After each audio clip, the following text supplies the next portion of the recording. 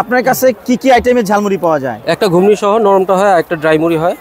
পিনিক ঝালমুড়ি। আচ্ছা, এটা কেন পিনিক নাম দিয়েছেন? পিনিক শব্দের অর্থটা একটু খারাপও বোঝায়, যদি নেগেটিভ না নিই আমরা তাহলে ভালো বোঝায়।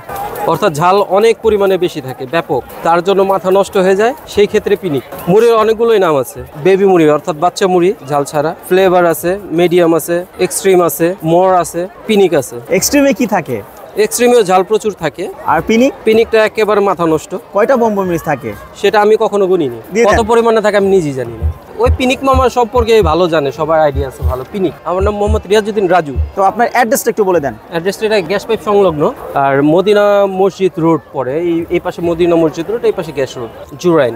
আচ্ছা, জালছাড়া কে আছে? লাড়াচাড়া প্রথমে জালছাড়া। কে জালছাড়া? এখানে তো মশলা বহু আইটেমের মশলা এখানে ইউজ করি আমি। কি কি আছে এখানে? এখানে তো প্রায় 16-17টা মশলা আছে। মশলাটা তো সিক্রেট, এটা বলা যায়, একটু পরে বুঝতে পারবেন। শুরু হবে লাড়াচাড়া জালছাড়া।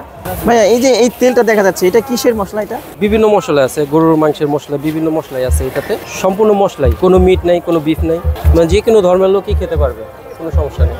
এটা কি ঘুগনি? হ্যাঁ, মূলত প্রথমে পেশা ছিল কোম্পানি জব করতাম, বিভিন্ন কোম্পানিতে কর্মরত অবস্থায় ছিলাম।